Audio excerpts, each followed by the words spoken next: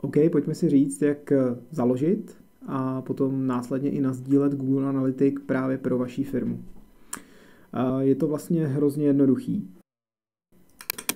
Tady na tomto linku, já vám ten link hodím do popisku videa, ale dá se to najít jak tadyhle ve službách Google, tak samozřejmě i v klasickém searchi pod Google Analytics, ale tím se úplně nebudeme zabývat. Pokud ještě žádný Google Analytics nemáte, tak vlastně jenom přijdete na tuto webovou stránku a je to úplně jednoduchý. Ještě kdyby náhodou už předtím někdy jste nějakou Google Analytiku zakládali, tak tady v pravém horním rohu vidíte nějaký účet nebo vlastně vidíte váš Google účet a tadyhle byste viděli nějaký účty další. Zde můžete dát přidat účet, nebo tam pod tím vaším stávajícím účtem bude přidat účet. A pokud ale to tak není, tak vlastně přejdete na ten váš Google profil, na kterým chcete mít založený tu Google Analytics, i když to není úplně důležitý, protože samozřejmě si můžete ten administrátorský profil nasdílet absolutně na jakýkoliv Google účet nebo Google e-mail, jaký budete mít nebo jaký chcete. Tak, pak už stačí jenom teda úplně jednoduše tady kliknout na zahájit měření a to vás hodí do vlastně hrozně jednoduchého takového, řekněme, krokového formuláře, v kterém si to celý založíme. A my budeme používat pro náš případ právě, dejme tomu takový nějaký testovací název. Tady si dáte název toho vašeho Google Analytics. Tady dáme test třeba .cz. Tady dáme test.cz. Tak, zaškrtneme si pro jistotu všechny doporučení. Myslím si, že to je to nejlepší pro vás mít to zaškrtnutý. Tak, pokud máte vícero mutací, vícejazyčných, tak tady si můžete třeba zadat například test.cz a potom vlastně pro každou tu doménu cizího státu si můžete založit tyhle jednotlivé služby. Pro náš test si tady dáme test.cz, vybereme si tady samozřejmě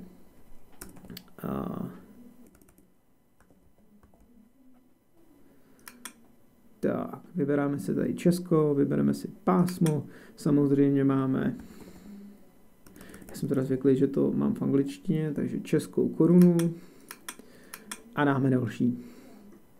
Tak, tady budeme vybírat dvě věci. Spíš je to takový orientační pro Google, ale určitě to pojďme jako nastavit správně. Pokud jste třeba freelancer nebo jste v biznesu, kde zatím děláte sám na sebe nebo máte 1-2 zaměstnance, tak dáte menší. Pokud to máte jinak, tak samozřejmě podle té nápovědy tady my dáme menší. A tady už záleží na v jaký jste kategorii odvětví, co přesně děláte. Není tady úplně všechno, je to fakt hodně obecný, takže bych se vůbec nebál tady dát jako cokoliv jiného, co pokud jako vám to do toho nezapadá, tak tady dáte prostě jiná obchodní aktivita a je to vyřešený. Za mě v tomhle případě musíme, nebo nemusíme, ale je velmi dobrý vybrat absolutně všechny tyhle možnosti, krom té samozřejmě poslední, protože ta vám takhle vypne všechny, takže všechny tyhle možnosti, protože o nic nepřijdete. Tohle se potom zbytečně složitě zapíná, má to nějaký konsekvence, nějaký spojitosti mezi sebou, takže je možná zbytečnost cokoliv z toho vynechávat, i když nejste e-shop, radši si to tam dejte, rozhodně o nic nepřijdete, naopak tím můžete něco získat. Tak pak už dáme jednoduše vytvořit. Google po nás chce, aby jsme si přečetli jednotlivé podmínky a samozřejmě je přijali, tedy oboje dvoje podmínky přijmeme a už se nám založí nějaký Google Analytics. My samozřejmě chceme měřit web, takže klikneme na web a tady už zadáme naši webovou adresu, takže v našem případě to je test.cz. Zase můžeme si pojmenovat název toho streamu, takže tady můžeme dát takhle třeba CZ. Jo? Myslím si, že to základní basic nastavení v tomto případě je úplně OK, tady si jenom, mělo by to být defaultně, ale ujistěte se, že tady máte zaškrtnuto, že to chcete, to měření, ale vlastně tady dál není potřeba nic jako konkrétně úplně zaškrtávat, nebo jako tady prostě máte jenom, tady vlastně máte všechno zaškrtnutý, takže tady není potřeba nic navíc jako dělat, takže to si nechte takhle. Pak dáte vytvořit a pokračovat. Tak a teď už se dostáváme k nasazení samotného kódu na web, tak aby vám začal měřit. Jde to několika způsoby, ať už je to skrze nějakou aplikaci, nějaký instalátor, nebo přímo nasazením do vašeho kódu. To většinou nebo povětšinou dělá váš ajťák nebo nějaký váš IT specialista, webař a podobně, nebo ještě třetí stranou, a to je nějakou Google Tag značkou. Pro ilustraci si myslím, že úplně nejjednodušší, a vlastně pokud máte třeba WordPress, tak si můžete stáhnout nějaký plugin, pokud úplně neumíte dobře vkládat ten samotný kód do toho vašeho webu, tak skrze jakýkoliv plugin vlastně jednoduše ten kód vložíte. Stačí tady ho skopírovat a už postupovat podle toho pluginu. Nebo ten kód můžete poslat vašemu webaři a on už ho úplně jednoduše na web vloží. Další varianta, podle mě jedna z těch lepších variant, je ho nainstalovat právě skrze Google Tag Manager. Tady bych ale potom nepokračoval těmahle kroky, ale ukážeme si ještě jinak, ale pokud ho máte teda už na webu nasazený, můžete si otestovat, jestli opravdu tam nasazený je. Teď jsme teda zmáčkli otestovat, takže si musíme chviličku počkat, než opravdu ten test proběhne. Zjistíme, že tam bohužel není v tenhle ten okamžik nasazen. Takže bychom museli znovu to řešit. Nicméně, když to takhle vyklikneme, tak tady vidíme další nějaký konfigurace. To už je konfigurace samotného streamu. Já vám ukážu, kde ho prokliknout. A to je, když klikneme tady na tohleto, tak vlastně tady máme konfiguraci celého streamu. Za mě tady podle mě nemusíte nic nastavovat pro nějaké jako fakt jako basic nastavení toho samotného měření na tom webu. To není nutný. Nechte to buď na vašem PPCčkaři, analytikovi, webaři nebo kýmkoliv jiným.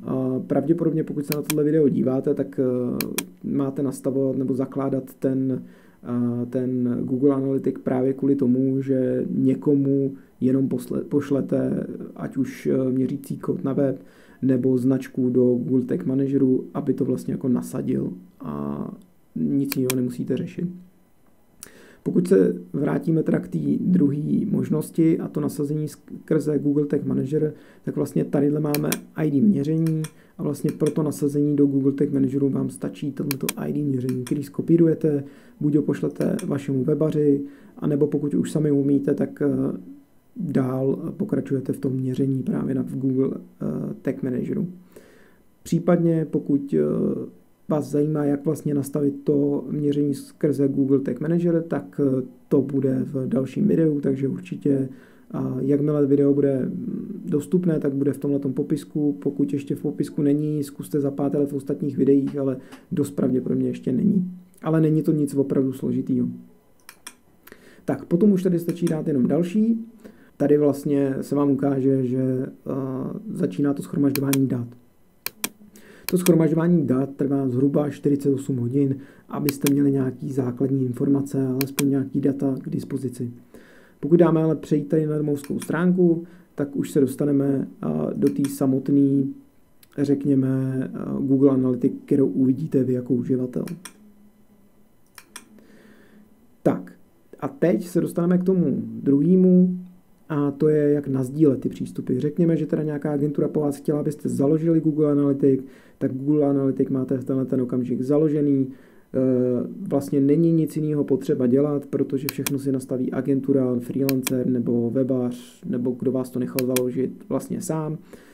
Pokud jste si to zakládali sami, tak vlastně pro vás, pro úplně jednoduché měření, pokud jste udělali ty kroky předtím, že jste na web vložili ten měřící kód, nebo jste vložili měřící kód skrze tu značku právě skrze GTM, neboli Google Tag Manager, který vám dám. Mimochodem taky do popisku videa ten odkaz do Google Tag Manageru, abyste věděli, co to vlastně vůbec je.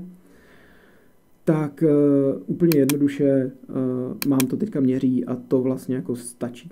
A pokud ale teda jsme v té druhé fázi a chceme někomu přidat ten přístup, tak tadyhle vlevo dole máme ozubené kolečko, sem si vejdeme a máme tady zpráva přístupu k účtu. A tady úplně jednoduše, už jenom vpravo nahoře máme modré kolečko, dáme přidat uživatele a dejme tomu test @gmail.com,